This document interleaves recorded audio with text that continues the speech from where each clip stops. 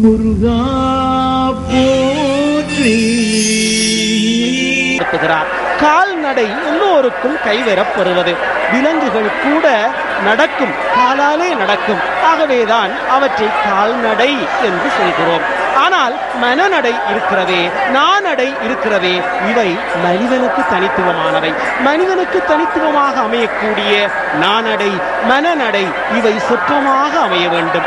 ஒரு மனிதன் நானடையை, மனநடையை சொற்பமாக கையாண்டால் தான் அவன் உண்மையான மனிதனாக இருப்பான். நானடை பிழைத்தால், மனநடை பிழைத்தால் அவன் கால்நடையாகி விடுவான். கால்நடை என்றால் விலங்குதானே. நானடை பிழைத்தால், மனநடை பிழைத்தால் அவன் கால்நடை ஆகிவிடுவான். அதை உணர்ந்தவர்கள் தான் முருகப்பெருமானுடைய சிறப்பை பாடியவர்களாக வருகிறார்கள்.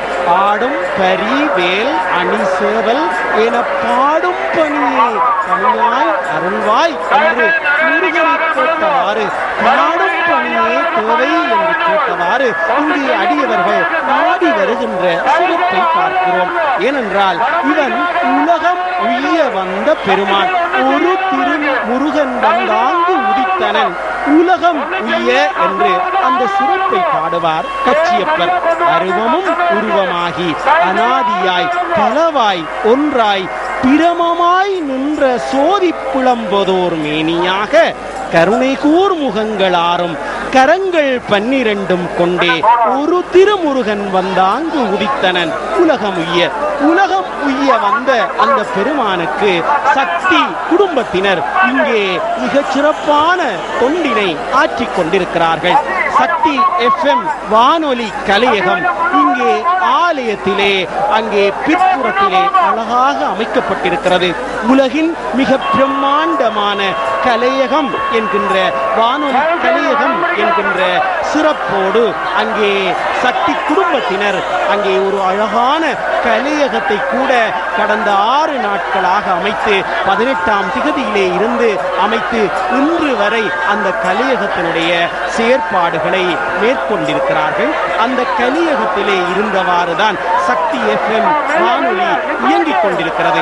அந்த வானொலி நிலையத்தை பார்த்துவிட வேண்டும் என்கின்ற துடிப்போடு பல அடியவர்கள் அங்கே கூடி வருகின்ற சிறப்பை பார்க்கிறோம். இங்கே நாமேல் நடவீர் நடவீர் இனியே என்கின்ற சிறப்போடு சுவாமி ஜாக்ரத் சைத்தன்யர் அங்கே எங்கள் கண்களிலே தெரிகிறார். சுவாமி ஜாக்ரத் சைத்தன்யர் யாழ்ப்பாணத்திலே சின்மயா மிஷனை நிறுவி அந்த சின்மயா மிஷனின் ஊடாக நல்ல பல பணிகளை முன்னெடுத்துக் கொண்டிருக்கிறார். அவருடைய குழுவினர் கூட அங்கே பஜனையில் ஈடுபடுகின்ற அந்த சிறப்பை பார்த்தோம். அங்கே மஞ்சள் காவியுடையை தரித்தவராக, கைகளிலே தாளமிட்டு பாடுபவராக சுவாமி ஜாக்ரத் சைத்தன்யர் அங்கே பஜனையை வழிப்படுத்திக் கொண்டிருக்கிறார். இந்த நேரத்திலே முருகப்பெருமானுடைய சிறப்புகளை உங்களோடு பகிர்ந்து கொள்வதற்காக ஹேமா அம்மையார் தொடர்கிறார். ரதோற்சவம் நடைபெற்றுக் கொண்டிருக்கின்ற இந்த புனித வேளையிலே அடியார்களே, இப்பொழுது ரதம் தென்கிழக்கு மூலையை நோக்கி நகர்ந்து கொண்டிருக்கின்றது. இந்த இடத்திலே ரதத்தை நாங்கள் அழகாக பார்க்கிறோம். எல்லா அடியார்களுடைய கண்களுக்கும் இந்த தேர் பதிகிறது, கண்களிலே பதிகிறது. சின்னத்திரை வழியாக இல்லத்தில் இருந்தவாறே அந்த தேருடைய வடிவத்தை பார்க்கிறீர்கள். முதலிலே தேருடைய வடிவத்தை பற்றி சற்று சிந்திக்க வேண்டும். நாங்கள் ஏன் இப்படி தேர் ஓடுகிறது, இதனால் என்ன பலன் பாருங்கள். இந்த தேரோட்டத்திலே எங்களுடைய வழிபாட்டை நாங்கள் நிறைவு செய்து கொள்ள வேண்டும் என்று அங்க பிரதட்சணை செய்கின்ற அடியார்கள் தேர் ஓட ஓட அந்த ஓடுகின்ற வேகத்துக்கு ஏற்ற வகையிலே தங்களுடைய உடலை அசைத்து அசைத்து பூமியிலே உருண்டு செல்கிறார்களே, பிரதட்சணம் செய்கிறார்களே. இந்த பக்தியை எப்படி சொல்வது? இதை காண்கின்ற பொழுது அடியவர்களுடைய மனதிலே எத்தனை புலகாங்கிதம் வருகிறது. இந்த தேர் ஓடுகின்ற பொழுது என்ன நடைபெறுகிறது பாருங்கள் அடியார்களே. பாரொடு 14 லோகத்தில் உள்ள வெம்பளியோட, பாவமோட, பஞ்சமோட, கொடுமை அஞ்சியோட, தமிழ் பாவலர்களுடைய வறுமை கூட ஓடுகிறதாம். தேர் ஓடுகிறது. அந்த வேளையிலே 14 லோகத்திலே அனைத்து பழி பழிபாவங்களும் உருண்டு ஓடுகின்றன, பஞ்சம் ஓடுகின்றது, எல்லோரும் நிறைவாக இருக்கிறார்கள். தமிழ் பாவலர்களுடைய வறுமை கூட ஓடுகிறதாம். இந்த ரதம் ஓடுகின்ற பொழுது, இந்த நெல்லையம்பதியிலே ரதம் ஓடுகின்ற பொழுது இத்தனை எல்லாம் ஓடுகின்றன. சூர் ஓட அவுணர்கள் பயந்து ஓட சூரத்தனங்கள் எல்லாம் ஓட்டம் பிடிக்கின்றன. சூரத்தனத்தை உடைய அவுணர்கள் பயந்து ஓடுகிறார்கள். வானவர்கள் துன்பம் கலங்கி ஓடுகிறார்கள். துன்பத்திலே உழந்து கொண்டிருந்த வானவர்கள் தேவர்கள் எல்லோரும் துன்பம் கலங்கி மகிழ்ச்சியோடு ஓடுகிறார்கள். சொல்லோடு பழகாத பலவரோடு அப்பழைய தொண்டர் மன மாயை ஓடுகின்றது. வாரோடு கொங்கை மடவாரோடும் இளைஞர்தம் மனையோடு மேவி வாழ வந்து தெரிசித்து உளோர் பிணியோட அங்கு அவர் மன துயர் அனைத்துமோட தன்னுடைய குடும்ப சமேதராக இந்த காலிகத்திலே வந்து வழிபாடு செய்கின்ற அனைத்து அடியார்களுடைய பிணிகள் எல்லாம் ஓடுகின்றன. நோயற்ற வாழ்வே குறைவற்ற செல்வம் என்று சொல்வார்கள். இந்த அழகான ரதம் ஓடிக்கொண்டிருக்கும் பொழுது இவையெல்லாம் இந்த சமுதாயத்தை விட்டு ஓடிவிடுகின்றனவாம். தேரோடி வரும் வீதி திகழ் பண்பை வாழவே சிறுதே முருட்டி அருளே என்று சொல்லி ஒரு பாடல் வரி எங்களுடைய ஞாபகத்துக்கு வருகின்றது. இந்த பாடல் வரி சொல்லுகின்ற உண்மையை, அந்த செய்தியை இப்பொழுது இந்த நல்லை நகர இந்த தென்கிழக்கு மூலை வீதியிலே தென் பகுதிக்கு ரதம் சென்று கொண்டிருக்கின்ற இந்த வேளையிலே உணர்கிறோம். ஆறுமுகப் பெருமானுடைய திரு அருட்காட்சியை பார்க்கிறீர்கள். தோற்றம் துடியதலில் தோதும் தோயும் திதி அமைப்பில் சாற்றியிடும் மங்கியிலே சங்காரம் ஊற்றமா மூன்று மலர்பதத்தில் விரோதம் முக்தி மாற்ற மலர்பதத்தை நாடு சொல்லி எங்களுடைய புரவி பெருங்கடலை வழிநடத்த வருகின்ற நடராஜ பெருமானுடைய அழகை இங்கே கூறுகின்ற பொழுது நடராஜ பெருமானுடைய ஒரு வடிவமாக இருக்கின்ற முருகப்பெருமானுடைய அழகு அல்லவா இங்கே எங்களுக்கு தென்படுகிறது. நடராஜ பெருமான் மஞ்சளிலையும் செய்கிறார், முருகப்பெருமான் தொழிலையும் செய்கிறார். படைக்கிறார், காக்கிறார், அழிக்கிறார், அருளுகிறார், மறைக்கிறார் என்று சொல்லி பஞ்சகிருத்தியத்துக்கு உரியவனான அந்த பரம்பொருள் இந்த ரதத்திலே இருக்கின்றார். இந்த ரதமே பஞ்ச ரதத்தினுடைய பஞ்ச கிருத்தியத்தினுடைய வடிவாக இந்த ரதம் அமைகிறது. 4 வேதங்களாகிய பேச்சிலுக்கூடாக எம்பெருமான் வீதியுலா வருகின்றார். ஏனென்றால் வேதங்களிலே தன்னுடைய திருப்பாதங்களை அமர்த்தி தான் அமர்ந்து கொண்டு வேத வாழ்க்கையை அடியார்கள் எல்லோரும் வாழ வேண்டும் என்ற செய்தியை குறிப்பால் உணர்த்திய வண்ணமாக இந்த ரதத்திலே ஏறி வருகிறார் சொன்னார். ரதத்தினுடைய விசேஷம்தான் என்ன என்ன என்று நாங்கள் சிந்திக்க வேண்டாமா? ரதம் ஏறும்போது அனைத்து அடியார்கள் தேங்காயை உடைத்து உடைத்து எம்பெருமானை வழிநடத்துவார்கள். எம்பெருமானுடைய வழியிலே செல்வார்கள். நாங்கள் எங்களுடைய உடல் மனத்திலே இருக்கின்ற இறுக்கமாக இருக்கின்ற ஆணவ மலத்தை எல்லாம் சங்காரம் செய்துவிட்டோம். பரம்பொருளே பூஜ்யமான வெண்மையான பளிங்கு போன்று எங்களுடைய உள்ளம் பாத அரவிந்தம் பட்டு மிளிர்ந்த அந்த உள்ளம் வெண்மையாக தெரிகிறது. நாங்கள் உள்ளத்திலே பழுத்து விட்டோம், வெண்மையாக அடைந்து விட்டோம், பூர்ணமான மனிதர்களாகிவிட்டோம், தூயவராகிவிட்டோம். எம்மை இணைத்துக் கொள்ளுங்கள் என்று ஒவ்வொரு அடியவர்களும் தேங்காயை உடைத்து தங்களுடைய உள்ளத்தை வெளிப்படுத்துகிறார்கள். தேங்காயினுடைய முக்கியத்துவத்தை நாங்கள் உணர்கிறோம். இந்த ரதம் செல்லுகின்ற வீதியிலே, தேரோடும் வீதியிலே தேங்காய் உடைத்து உடைத்து ஒவ்வொரு ஆன்மாக்களும் ஒவ்வொரு அடியார்களும் தங்களை இனங்காட்டுகிறார்கள். லலிசன், உங்களுக்கு அது புரியவில்லையா? அதை போல அங்கே தேரோடும் திருவீதியிலே தேங்காயை அர்ப்பணிக்கின்ற அடியவர்களை பார்க்கிறோம். தேங்காயை எதற்காக அர்ப்பணிக்கிறார்கள்? இந்த நிலையிலே தேங்காய் உண்மையிலே எங்களுடைய மனத்தை குறித்து நிற்கிறது. எங்களுடைய மனம் நான் என்கின்ற அகங்காரத்தாலும் எனது என்கின்ற மமகாரத்தினாலும் பீடிக்கப்பட்டிருக்கிறது. ஆணவாதி மலங்களால் மனம் பீடிக்கப்பட்டிருப்பதைத்தான் அங்கே தேங்காயினுடைய வெளி உரை, எங்களுடைய பாஷையிலே சொன்னால் அதனை பொச்சு என்று சொல்லுவார்கள். அந்த தேங்காயினுடைய வெளி உரை ஆணவாதி மலங்களை எல்லாம் சுட்டி நிற்க அந்த தேங்காயை உடைத்தால் உள்ளே இருக்கக்கூடிய வெண்மையான பூரணம் தென்படுகிறது. இளநீர் வெள்ளை பூரணம் என தென்படுகின்ற நிலையில் உண்மையில் ஆணவாதி மலங்களை எல்லாம் உடைத்துவிட்டால் வெண்மையான பூரணம் அந்த முருகப்பெருமான் எங்களுக்கு தென்படுவார் என்கின்ற ஒரு நம்பிக்கையை தருவதாகத்தான் அங்கே தேங்காயை அர்ப்பணிக்கின்ற காட்சி இருக்கிறது. தேங்காயை சிதற உடைத்தால் எங்கள் தீவினைகள் யாவும் நீங்கிவிடும் என்று அர்த்தம். ஆகவேதான் கோவில்களிலே தீவினை யாவும் சிதற வேண்டும் என்பதற்காக சிதறு தேங்காயாக உடைப்பார்கள். இல்லை இல்லை, மங்களமாக இந்த காரியம் நடக்க வேண்டும் என்று அந்த காரியத்தை நாடுபவர்கள் தேங்காயை இரண்டாக பிளப்பார்கள். அப்படி தேங்காயை இரண்டாக பிளந்தால் என்ன, சிதற உடைத்தால் என்ன, அங்கே வெள்ளை பூரணம் தென்பட்டு இறை ஆசியாக அது தெரிகிறது. அந்த காட்சியோடுதான் இங்கே பலர் தேங்காய்களை அர்ப்பணிக்கிறார்கள். அங்கே பாடும் பணியே பணியாய் அருள்வாய் என்று கேட்கின்ற அடியவர்கள் பலர் இங்கே கூடியிருக்கிறார்கள். நெல்லைப்பதிக்கு ஒரு சிறப்பு இருக்கிறது. இந்த ஆலயத்துக்கு நான் நினைக்கிறேன் 760 ஆண்டுகளுக்கு மேற்பட்ட வரலாற்று சிறப்பு இருக்கிறது. ஆய்வாளர்களுடைய குறிப்பின் பிரகாரம் 1742 ஆண்டிலே புவனேக பாகுவினால் இந்த ஆலயம் அமைக்கப்பட்டிருக்கிறது. புவனேக வாகு என்கின்ற பெயரோடு 3 புவனேக பாகுகள் யாழ்ப்பாண வரலாற்றோடு பின்னி புனைந்திருந்தாலும் 1742 ஆண்டிலே முதலமைச்சனாக இருந்திருக்கக்கூடிய புவனேக பாகுதான் நாங்கள் இப்பொழுது பேசிக்கொண்டிருக்கின்ற இந்த குருக்கள் வளவிலே இந்த நெல்லை முருகனுக்கென ஆலயத்தை அமைத்தான் என்று வரலாற்று சான்றுகள் குறிப்பிடுகின்றன. யாழ்ப்பாண அரசர்கள் நெல்லைப்பதியை ஒரு ராஜதானியாக கருதினார்கள். இந்த ராஜதானிக்கு கிழக்கே கூட ஒரு ஆலயம் இருக்கிறது. அதுதான் வெயிலுகந்த பிள்ளையார் கோவில். யாழ்ப்பாண அரசர்களாலே நிறுவப்பட்ட வெயிலுகந்த பிள்ளையார் கோவில் கிழக்கு பதியிலே இருக்கிறது. அங்கே தெற்கு திசையிலே கைலாசநாதர் கோவில் இருக்கிறது.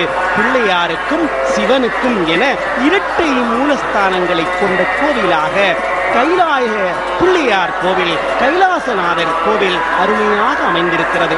மேற்கு திசையிலே வீரமாகாளி அம்பாளுக்கென ஆலயத்தை அமைத்தார்கள்.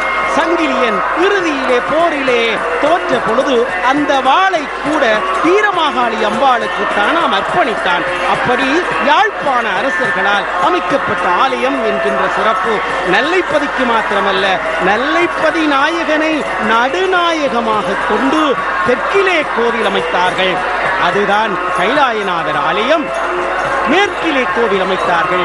அதுதான் அங்கே அமைந்திருக்கின்ற வீரமாகாளி அம்மன் ஆலயம். அங்கே வடக்கு நோக்கி கூட யாழ்ப்பாண மன்னர்கள் கோவில் அமைத்தார்கள். அதுதான் சட்டநாதர் சிவன் கோவில். இப்படி சட்டநாதர் சிவன், வெயிலுகந்த பிள்ளையார், கைலாயநாதர், வீரமாகாளி அம்பாள் என நெல்லைப்பதியிலே யாழ்ப்பாண மன்னர்கள் ஆலயங்களை அமைத்தார்கள். யாழ்ப்பாண மன்னர்கள் இங்கு மாத்திரமல்ல, நீர்வேலியிலே அரசகேசரி பிள்ளையாருக்கு ஆலயம் அமைத்தார்கள். இணுவிலே பரராசசேகர பிள்ளையாருக்கு, செகராசசேகர பிள்ளையாருக்கு ஆலயங்களை அமைத்தார்கள். உரும்பிராயிலே கருணாகர தொண்டைமான் பெயராலே கருணாகர பிள்ளையார் கோவிலை அமைத்தார்கள். இப்படி இந்த யாழ்ப்பாண மண் எங்கடும் யாழ்ப்பாண அரசர்கள் கோவில்களை அமைத்தார்கள். அந்த கோவில்களுக்குள்ளே சிறப்பு பெற்ற கோவிலாக அமைந்திருப்பதுதான் இந்த நெல்லைப்பதி முருகனுடைய ஆலயம். இந்த நெல்லைப்பதி முருகனுடைய ஆலயம் நாடும் அன்பர்களுடைய தீவினையை போக்குகின்ற ஆலயம். ஏதோ ஒரு காந்த கவர்ச்சி இந்த நெல்லைப்பதி உரைகின்ற நாயகனுக்கு இருக்கிறது. அதனாலேதான் இந்த காந்தத்திற்கு கட்டுப்பட்டவர்களாக, இந்த காந்தத்தாலே ஈர்க்கப்படுபவர்களாக அடியவர்கள் லட்சோப லட்சம் பேர் இந்த ஆலயத்திற்கு வருகை தருகிறார்கள். இந்துக்கள், முஸ்லிம்கள், கிறிஸ்தவர்கள் என பௌத்தர்கள் என பலரும் இந்த ஆலயத்துக்கு படையெடுத்து வருகிறார்கள் என்றால் இது தேசிய திருவிழாவாகத்தானே இருக்கிறது. அப்படி தேசிய திருவிழாவாக இருக்கின்ற நெல்லை திருவிழாவினுடைய தேர் திருவிழாவினுடைய சிறப்பை பார்க்கிறோம். அங்கே பாருங்கள், எத்தனையோ அடியவர்கள் பாமாலை புனிந்த வண்ணம் இருக்கிறார்கள். மனமே உனக்கென்ன வாய் என்று கேட்டார் திருஞான சம்பந்தர். ஆதீனத்தினுடைய இந்தியாவிலே இருக்கக்கூடிய மறைஞான சம்பந்தர் என்கின்ற ஆதீன முதல்வர், தருமபுர ஆதீனத்தினுடைய முதல்வர், மனமே உனக்கென்ன வாய் என்று கேட்டார். ஆசையராய் பாசம் விடாய் ஆன சிவ பூசை செய்யாய் நேசமுடன் ஐந்தெழுத்தை நீ நினையாய் சினமே தவிராய் திருமுறைகள் ஓதாய் மனமே உனக்கென்ன வாய் என்று கேட்டார். அப்படி கேட்ட அந்த பான்மையை நினைத்து பார்க்கிறோம். இதையெல்லாம் உணர்ந்தவர்களாகத்தான் இங்கே பாமாலை சூட்டி எம்பெருமானை வழிபாடாற்ற வேண்டும் என்று அடியவர்கள் காத்திருக்கிறார்கள். இந்த நேரத்திலே எம்பெருமானுடைய திருத்தேர் தெற்கு வீதியிலே கம்பீரமாக அசைந்தாடி சென்று கொண்டிருக்கிறது. தெற்கு வீதியிலே நவதள 9 தளங்களை கொண்ட ராஜகோபுரம் கம்பீரமாக எழுந்திருக்கிறது. நவதள ராஜகோபுரம் இங்கே யாழ்ப்பாணத்தைச் சேர்ந்த சிற்பாசாரியர்களாலே அமைக்கப்பட்ட சிறப்பிற்கு உரியது. தென்னிந்தியாவிலே இருந்து இங்கே வந்து பலர் ராஜகோபுரங்களை அமைத்தாலும் நெல்லைப்பதியினுடைய நிர்வாகி யாழ்ப்பாணத்தைச் சேர்ந்த கலைஞர்களை கொண்டு அந்த கோபுரத்தை அமைக்க வேண்டும் என்று ஆவலுற்று அந்த கலைஞர்களுக்கு வாய்ப்பளித்து இந்த அழகான ராஜகோபுரத்தை அமைத்திருக்கின்ற சிறப்பை பார்க்கிறோம். புவனேகபாகு என்கின்ற யாழ்ப்பாண அரச வம்சத்தைச் சேர்ந்த முதலமைச்சரால் இந்த ஆலயம் நிர்மாணிக்கப்பட்டிருந்தாலும் வரலாற்று ஆய்வாளர்களுடைய கணிப்பின்படி அண்மை காலத்திலே, அதாவது கடந்த நூற்றாண்டிலே ரகுநாத யாழ்ப்பாண முதலியாரால் இந்த ஆலயம் மாப்பான முதலியாரால் அமைக்கப்பட்டிருக்கிறது. ஆகவேதான் ரகுநாத மாப்பான முதலியாருக்கும் அவருடைய தர்ம பத்தினிக்கும் ஆலயத்திற்குள்ளே பிரதிமைகளை கூட வைத்திருக்கிறார்கள். ஆலயத்தினுடைய மகா மண்டபத்திற்குள்ளே மேற்கு நோக்கியவாறு சிறிய உருவத்திலே ரகுநாத மாப்பான முதலியாருடைய பிரதிமையும் அவருடைய தர்மபத்தினுடைய பிரதிமையும் அங்கே இருப்பதை பார்க்கிறோம். அது மாத்திரமல்ல, அந்த மூலவருக்கு வெற்றிவேல் பெருமான் மூலவராக வீற்றிருக்கிறார். மூலவருக்கு பின்புறத்திலே ஒரு அணையா விளக்கு, நந்தா விளக்கு என்று சொல்லத்தக்க வகையிலே அணையா விளக்காக எரிகின்ற சிறப்பும் இந்த ஆலயத்திற்கு உரியது. இப்பொழுது குமாரதாச மாப்பான முதலியார் இந்த ஆலயத்தை நிர்வகித்துக் கொண்டிருக்கிறார். அவருடைய நிர்வகிப்பிலே இந்த ஆலயம் நேரம் தவறாது 6 கால பூசைகளை கண்டு கொண்டிருக்கிறது. ஆடி அமாவாசை விரதம் இடம்பெற்று 6வது நாள் இங்கே கொடியேற்றம் மிகச்சரியாக 10 மணிக்கு கொடியேற்றம் இடம்பெறுவது வழக்கம். அது இந்த நல்லூர் கோவில் நியமம்.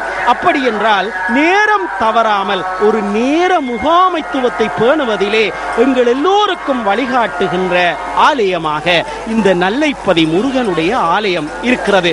இந்து ஆலயங்களிலே நேர முகாமைத்துவத்தை பேணுவது கடினம் என்று பலரும் பேசுகிறார்கள். ஆனால் நெல்லைப்பதியிலே நேரம் தவறாமல் பூசை நடக்கிறது என்றால் அது எங்கள் எல்லோருக்கும் ஒரு சிறந்த முன்மாதிரியாக இருக்கிறது. அப்படி நேரம் தவறாமல் 6 கால பூசைகள் நடைபெறுகின்ற சிறப்பிற்குரிய ஆலயமாகவும் இந்த ஆலயம் விளங்குகிறது. இந்த நெல்லைப்பதி முருகனுடைய திருத்தேர் இப்பொழுது நெல்லை திருஞான சம்பந்தர் ஆதீனத்தை அண்மிக்கின்ற நிலையை நான் பார்க்கிறேன். திருஞான சம்பந்தர் ஆதீனம் உண்மையிலே சைவத்தை வளர்ப்பதற்காக நிறுவப்பெற்ற ஒரு அழகான திருக்கூடம். நெல்லையிலே இருந்தவாறு சைவத்தை வளர்க்க வேண்டும் என்று சுவாமிநாத தேசிகர் என்கின்ற பெருந்தகை தருமபுரத்திலே சென்று அங்கே கஷாயம் பெற்று காயகண்டிகை என்று சொல்லப்படுகின்ற அந்த உருத்திராக்கத்தை பெற்று இங்கே வந்து 1966ஆம் ஆண்டிலே திருஞான சம்பந்தருடைய பெயராலே இங்கே ஆதீனத்தை அமைத்தார். 1966ஆம் ஆண்டிலே இங்கே நெல்லையிலே ஆதீனத்தை அமைப்பதற்காக புத்தூரை சேர்ந்த மழவராயர் கந்தையா என்கின்ற ஒரு பெரும் நிலக்கொடை வள்ளல் அந்த காணியை உபகரித்தார். அவையெல்லாம் அழகாக அங்கே பதிவு செய்யப்பட்டிருக்கின்றன. இந்து மாமன்றத்தினுடைய அகில இலங்கை இந்து மாமன்றத்தினுடைய முன் முயற்சியாலும் இலண்டனிலே இருக்கின்ற முருகப்பெருமானுடைய மீளா அடியவர்களுடைய ஆதரவினாலும் இன்றைக்கு அந்த நெல்லை ஆதீனம் கம்பீரமாக இன்றைக்கு எழுந்தருளி காட்சி தருகின்ற சிறப்பை பார்க்கிறோம். இப்பொழுது அங்கே சோமசுந்தர தேசிக ஞானசம்பந்த பரமாச்சாரிய சுவாமிகள் இரண்டாவது குருமகா சன்னிதானமாக, முதலாவது குருமகா சன்னிதானமாக சுவாமிநாத தேசிக பரமாச்சாரிய சுவாமிகள் இருந்தார். அவரை யாழ்ப்பாணத்தவர்கள் மணியையா என்று அழைப்பார்கள். அவர் இங்கே நெல்லைப்பதி வீதியிலே நாங்கள் சிறுவர்களாக இருந்த காலத்திலே கதாபிரசங்கம் என்கின்ற ஒரு அரிய கலையை கூட, கதாபிரசங்கத்தை கூட அங்கே செய்திருந்தார். இங்கே அந்த கோபுரத்தினுடைய சிறப்பை பார்க்கிறேன். கோபுரத்திலே இருந்து புஷ்பாஞ்சலி இடம்பெறுகிறது. பூக்களை வாரி சொரிந்த வண்ணம் இருக்கிறார்கள். அப்படி பூக்களை வாரி சொரிகின்ற சிறப்பு தேருக்கு மேல் இப்பொழுது முருகனுடைய திருத்தேர் தெற்கு கோபுர வாயிலுக்கு நேர் முன்பாக எழுந்தருளி இருக்கிறது. அப்படி தெற்கு கோபுர வாயிலுக்கு நேர் முன்பாக எழுந்தருளி இருக்கின்ற நிலையில் அங்கே அடியவர்கள் கோபுரத்தின் மீதிருந்து பூக்களை சொரிந்த வண்ணம் இருக்கிறார்கள். முத்தனே முதல்வா, முக்கணா முனிவா, மொட்டரா மலர் பறித்து இறைஞ்சி பத்தியால் நினைந்து பரவுவார் தமக்கு பரகதி கொடுத்தருள் செய்யும். இது மணிவாசகருடைய வாக்கு. முத்தனே முதல்வா, முக்கணா முனிவா, மொட்டரா மலர், மொட்டராத மலர்களை பறித்து பக்தியால் இறைஞ்சுகின்ற அடியவர்களுக்கு பரகதி கொடுத்தருள் செய்யும் என்று மாணிக்கவாசகர் சொன்ன அந்த பான்மையை நினைத்து பார்க்கிறேன். இந்த நிலையில் தான் பூக்களை அர்ச்சிக்கின்ற சிறப்பை பொருத்தி பார்க்கிறேன். பக்தி எங்கனும், இந்த நெல்லை பெருவீதி எங்கனும் பக்தி செழித்து ஓங்குகிறது. ஏனென்றால் பக்தியால் வழிபாடாற்றுவதற்குரிய காலம் இந்த காலம். இந்த யுகங்களை நம் முன்னோர்கள் 4ஆக வகுத்து வைத்திருக்கிறார்கள். கிரேதாயுகம், திரேதாயுகம், துவாபர யுகம், கலியுகம் என்று 4ஆக இந்த யுகங்களை வகுத்து வைத்திருக்கிறார்கள். கிரேதாயுகத்திலே ஞானத்தினாலே முக்தி, திரேதாயுகத்திலே தானத்தினாலே முக்தி, துவாபர யுகத்திலே யாகத்தினாலே முக்தி, கலியுகத்திலே பக்தியினாலே முக்தி.